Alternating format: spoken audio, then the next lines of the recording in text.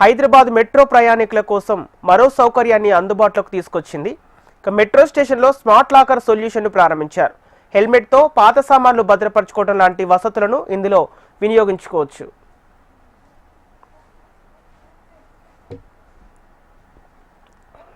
Hyderabad metro ప్రయాణికుల కోసం మరో సదుపాయాన్ని తీసుకొచ్చింది హైదరాబాద్ మెట్రో. హైదరాబాద్ మెట్రో స్టేషన్లలో స్మార్ట్ లాకర్ సిస్టమ్ ప్రారంభించారు.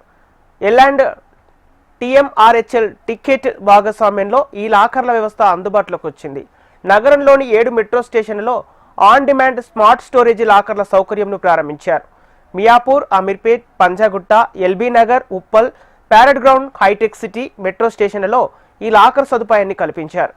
హైదరాబాద్ మెట్రో స్టేషన్లలో ప్రయాణికులకు సౌకర్యం పెంచడంతో పాటుగా యుటిలిటీ ఆధారిత సేవలను విస్తరించే దిశగా అడుగులు పడ్డాయి.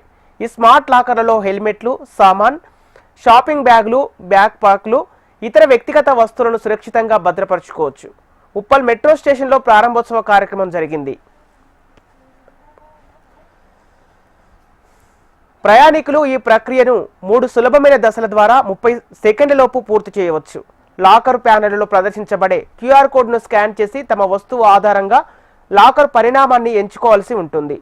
అవసరమైన వ్యవధికి డిజిటల్గా చెల్లించాల్సి ఉంటుంది.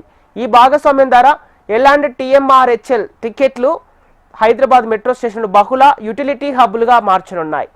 చివరి మైలు సవాళ్లను తగ్గించడానికి, మొత్తం ప్రయాణికుల ప్రయాణాన్ని మెరుగుపరచడానికి స్మార్ట్ టెక్నాలజీని అనుసంధానిస్తున్నాయి. ధరల విషయానికి వచ్చేసరికి ప్రతి గంటకి 15 నుంచి 20 రూపాయలు వసూలు చేస్తారు. అయితే లాకర్ సైజు, పరిమాణం, లొకేషన్ బట్టి ధరలు మారతాయని నిర్వాహకులు చెబుతున్నారు.